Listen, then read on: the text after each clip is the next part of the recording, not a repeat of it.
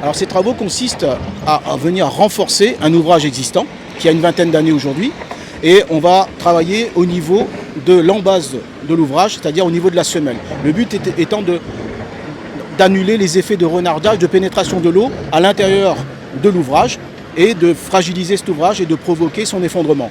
Donc on vient renforcer le pied de la digue avec un système de mise de blocs en place, attachés, pour que tout ça fonctionne ensemble. Ce qui permet en fait d'avoir un effet répulsif quand l'eau arrive.